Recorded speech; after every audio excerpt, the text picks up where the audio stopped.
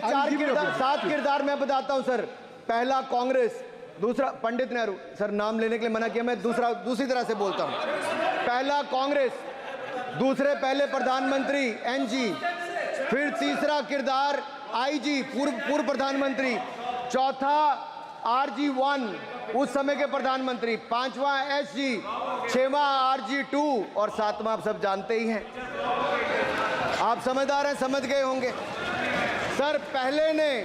पहले चक्रव्यूह ने देश को विभाजन कराया, पहले चक्रव्यूह ने देश का विभाजन करवाया, और दूसरे जो एनजी उन्होंने देश को कश्मीर की समस्या दी और चीनियों को भारत की भूमि सौगात में दी, चीनियों को भारत भूमि सौगात में दी। सर तीसरे चक्रव्यूह आईजी ने, पूर्व प्रधानमंत्री आईजी ने देश को आपातकाल दिया, इमरजेंसी दी और पंजाब में अशांति दी। चौथे जो RG1 है, RG1 ने बोफोर्स दिया और सिखों का निस्सहार किया। पांचवें जो ऐसी हैं, उन्होंने सनातन धर्म परंपरा के प्रति नफरत का नैरेटिव बनाया, 12 लाख के करोड़ के घोटालों को संरक्षण प्रदान किया, देश की आर्थिक अर्थव्यवस्था को भंवर जाल में फंसाया। और छठे ठहरे आप, जिन्होंने पिछले 15 सालों में देश की राजनीति, संसदीय परंपरा और संस्कृति को इतना नुकसान पहुंचाया जितने कि ये बाकी 6 मिलकर, चक्रव्यूह एक साथ मिलकर भी नहीं कर पाए।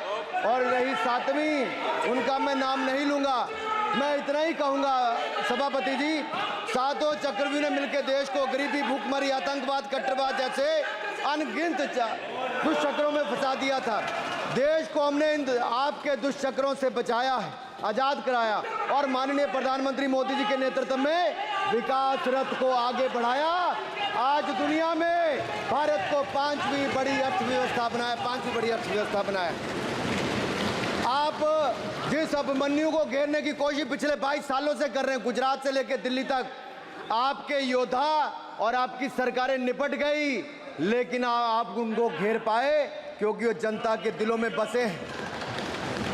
आज यहाँ 293 अभिमन्यु बैठे हैं, भले ही आपके पास करण जैसे धुरंधर हो, शकुनी जैसे कुटिल रणनीतिकार हो, धर्म हमारे साथ है, धर्म हमारे साथ है।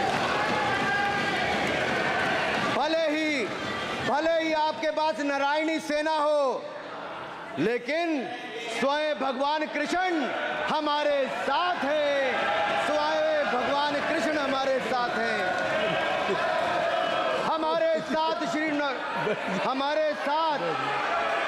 हमारे साथ श्री रघुनाथ तो किस बात की चिंता शरण में दिखाया।